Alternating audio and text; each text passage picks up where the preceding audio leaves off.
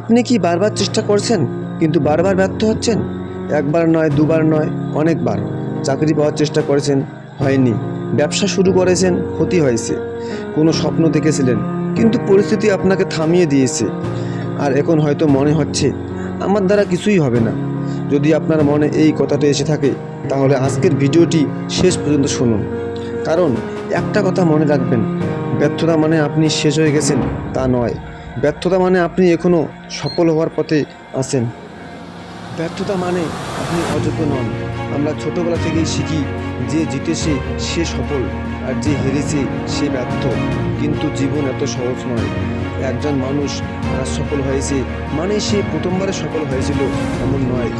তার পিছনে হয়তো রয়েছে শত শত ব্যর্থতা, রাত জাগা, কান্না, অপমান এবং অনেক দিন যেদিন সে নিজের উপর বিশ্বাস হারিয়ে ফেলেছিল। তাই আজ আপনি ব্যর্থ হয়েছেন বলে নিজেকে ছোট করবেন না। নিজেকে বলুন, আমি হেরেছি কিন্তু আমি শেষ হয়ে যাইনি। এই একটা মানসিকতা আপনার জীবন বদলে দিতে পারে। বারবার ব্যর্থ হলে একটু থামুন, কিন্তু হাল ছাড়বেন না। অনেক সময় আমরা ব্যর্থ হওয়ার পর আরও বেশি জোর করে একই কাজ করতে থাকি, কিন্তু কখনো কখনো থামা দরকার। থামুন, নিজেকে প্রশ্ন করুন, আমি কোথায় ভুল করেছি? আমার পরিকল্পনার সমস্যা কোথায়? নাকি শুধু একই ভুল বারবার করছি? মনে রাখবেন, পরিশ্রম করলেই হবে না, সঠিক দিকেও পরিশ্রম করতে হবে। একজন মানুষ যদি ভুল পথে 10 ঘন্টা দৌড়ায়, সে তার গন্তব্যে পৌঁছাবে না।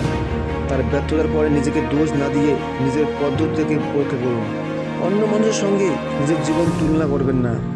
আপনার বন্ধু চাকরি হয়েছে, কেউ বাড়ি কিনেছে, কেউ গাড়ি কিনেছে, কেউ ব্যবসায় সফল হয়েছে, আর আপনি এখনও সংগ্রাম করছেন। তখন মনে হয় সবাই এগিয়ে যাচ্ছে, শুধু আমি পিছিয়ে আছি। কিন্তু আপনি জানেন না তাদের জীবনের ভেতরেও গল্পটা কী। সোশ্যাল মিডিয়ায় মানুষ তার জীবনের হাসিটা দেখায়, কষ্টটা দেখায় না। তাই অন্যের চ্যাপ্টার দেখে নিজের চ্যাপ্টার এর সঙ্গে তুলনা করবেন না।